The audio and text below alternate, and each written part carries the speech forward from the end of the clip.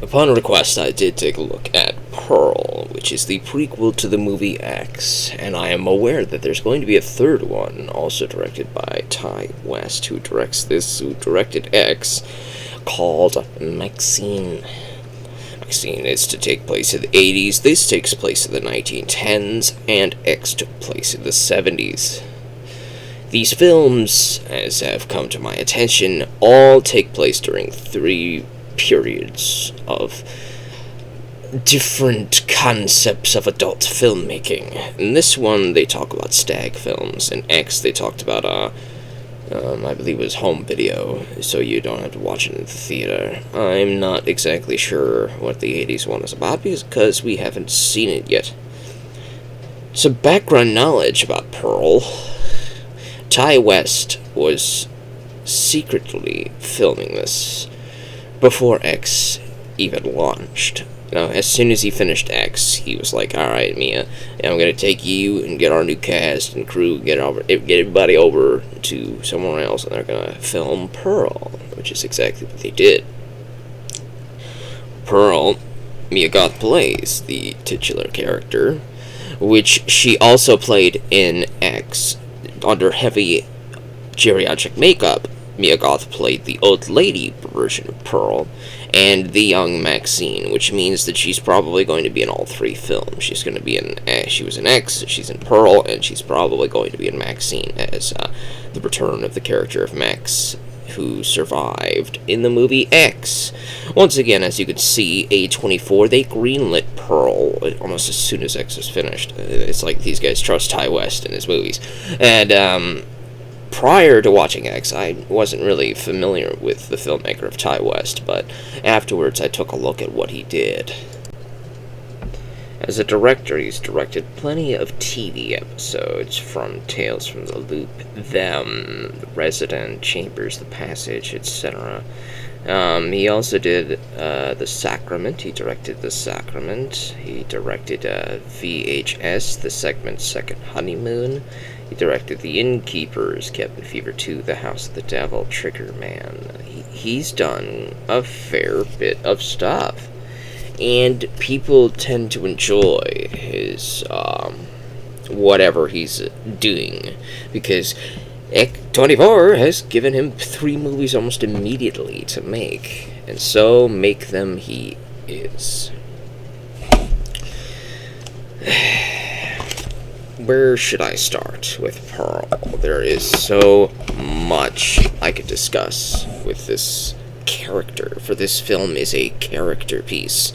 The side characters are only there to expound and expand upon the character of Pearl, from which the title is named. And you could watch this by itself. You do not need to watch X to know anything about Pearl. The film will teach you everything you need to know about Pearl in and of itself. But having watched this will give you new revelation / appreciation for the film of X and Pearl's character. You'll understand her motivations. You'll understand how she views herself in the character of Maxine in the movie X, and you can just find out what's wrong with her mind.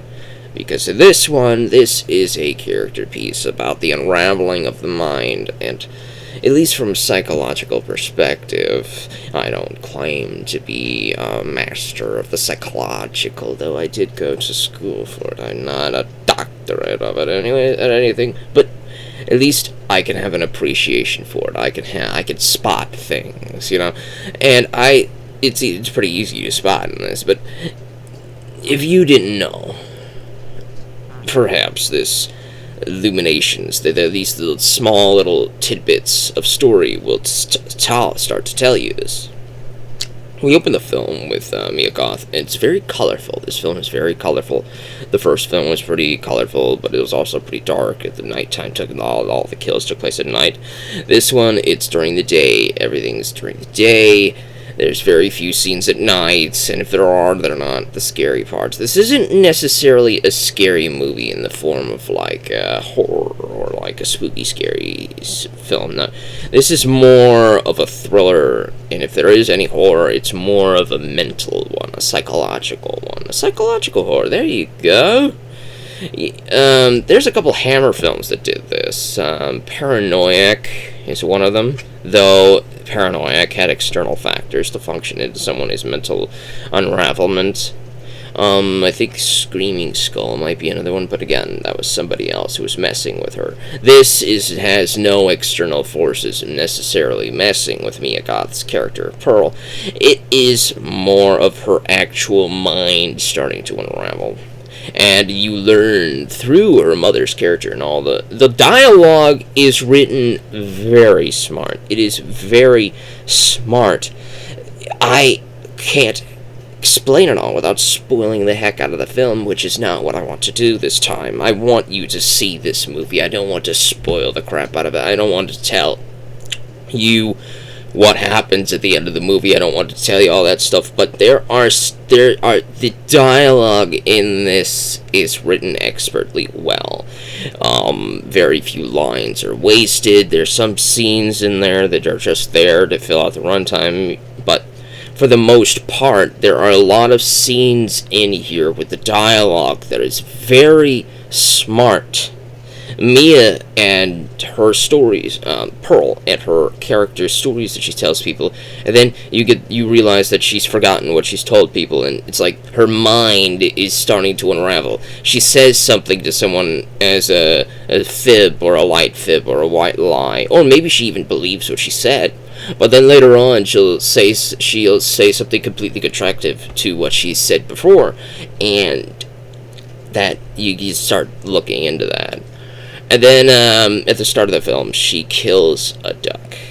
She's tending to the cow and the lamb or goat in the barn, and a duck walks in while she's performing. She dreams of being a movie star. She watches all of the 1910 films, the 1910s films, the silent films. But she's watched plenty of those. She calls them the pictures.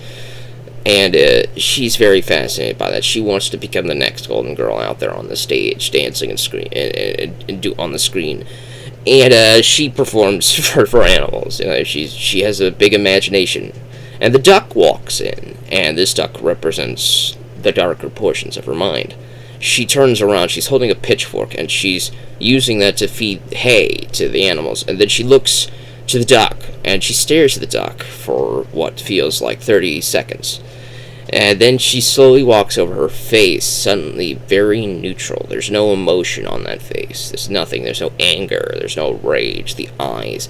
Everything Mia Goth does in this film is excellent. I would say this is an Oscar-worthy performance, which is precisely why she's probably not going to win one.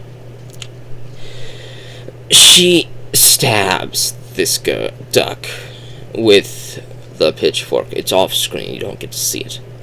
And then she feeds it to her pet alligator or crocodile. I think it's an alligator. She's probably in maybe Louisiana or Alabama. She's out there in the West, in the farmlands. She might even be in Texas. I'm not too sure. But her accent tells me that this might be somewhere either in Louisiana or Alabama. She's somewhere in the South, the deep South, down there, way down there,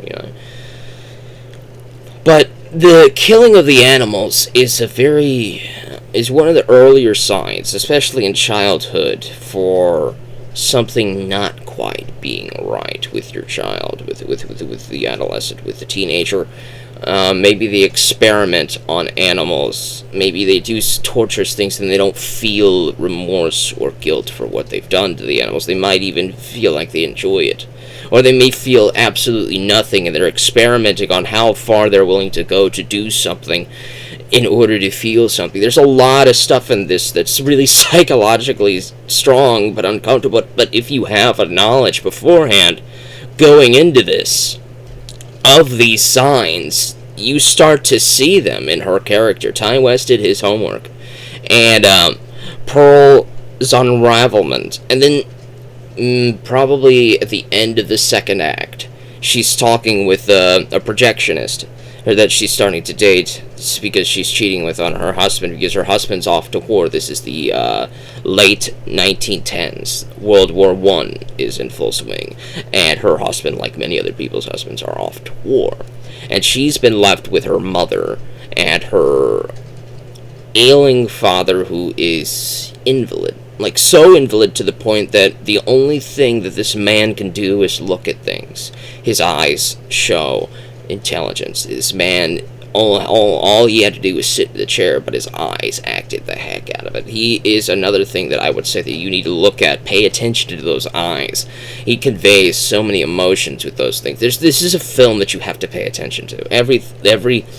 And it's easy to pay attention to it because it's very easy to watch in regards to how demanding the color captures your eyes. It's this guy, Ty West, man. Yes! I'm only going to talk about smaller scenes. I'm not going to go through the whole breakdown because I want you to watch this. But the father's good. The mother reminds me of Carrie's mother. You know, the 1970s Carrie's mother. It's Stephen King's book, the short story. Well, the movie, the 70s movie of Carrie. And the Carrie's character and her character's unraveling. And we learned that, at least at school, I learned that environment plays 50% of the unravelment of someone's mind. And the potential that they have to go certain places within that mind, you know. And clearly, the environment that Pearl is in this movie is not good for her. She hates it here. She really hates it here.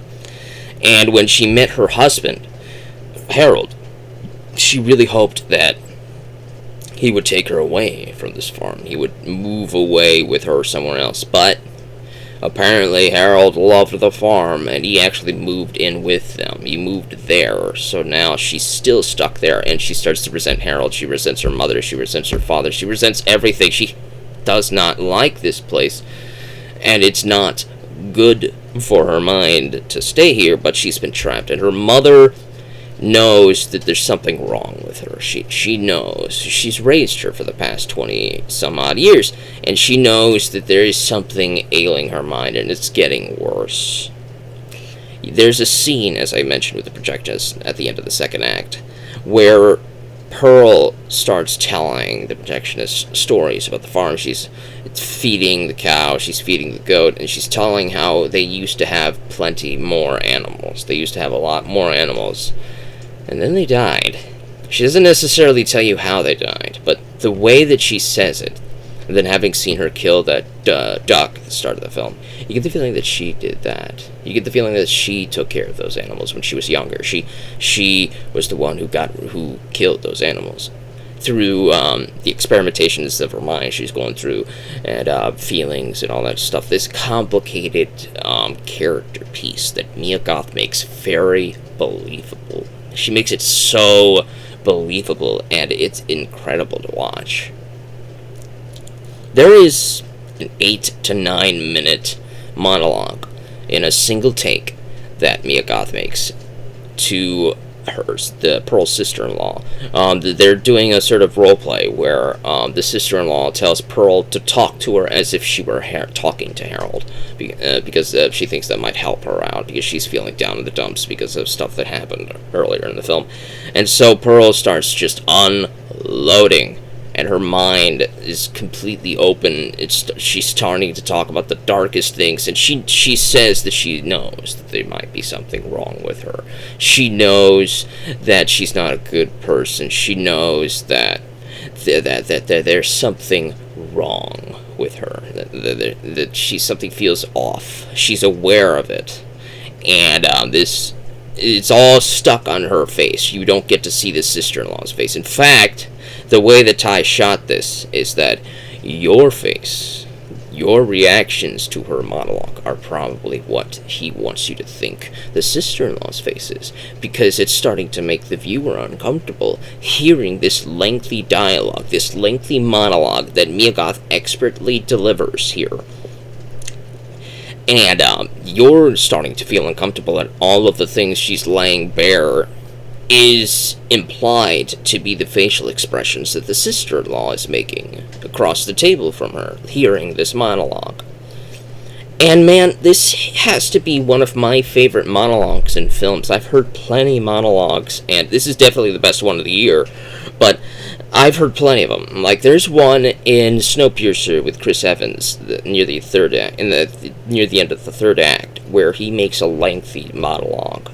And I believe it's only a few cuts to show the other guy's face, but That, I felt, was an Oscar-worthy performance, so naturally Chris didn't win it.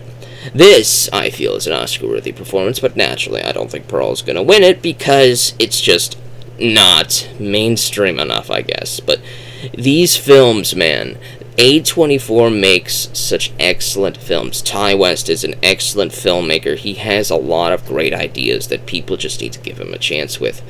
These smaller, more independent filmmaking, not necessarily completely independent, A24 is not completely independent as in indie, as in like Blue Call or some of my Dollar Bin reviews. This is more like, it's not necessarily as expensive as a Universal film, but it is more expensive than a Blumhouse movie, if that makes sense. It's a smaller film company, but they make excellent films. They make smart films with interesting ideas. This is not a slasher entirely like X was. X was supposed to, at least it reminded me reminiscently of Friday the 13th, and maybe a little bit of some other slashers in there. Now, some people have talked about the Texas Chainsaw Massacre in there, and I didn't see that. I saw the Texas Chainsaw Massacre recently, so I'm not as big of a fan. But the Texas Chainsaw Massacre didn't have too many kills like that, but maybe, okay? Maybe it's there. I'll give you the subjective interpretation on how you view X. I'm not going to tell you how to view it. But this is definitely something you need to watch, even if you haven't seen X. But I think it's more important to see X first before you watch Pearl. Watching X and being confused as heck about Pearl's actions and her motivations and her character, and then watching the post-credits scene with Pearl, that following in with this movie will help make X retroactively feel more elevated. Pearl is an excellent film. You need to watch it. You need to find a way to find it. Find a way to watch it. Let's see here. A24, definitely. Lionsgate here probably produced it. I am not sure where you're going to find this streaming-wise. This was the rare... I got lucky finding this for as cheap as I did. I got lucky. I remember seeing this at Walmart. It got immediately sold out. It was immediately gone. This thing, you need to see this. You need to watch this. It is excellent. Excellent. This is an excellent film. This is an excellent filmmaker. A24 strikes again with some good stuff. It's very imaginative.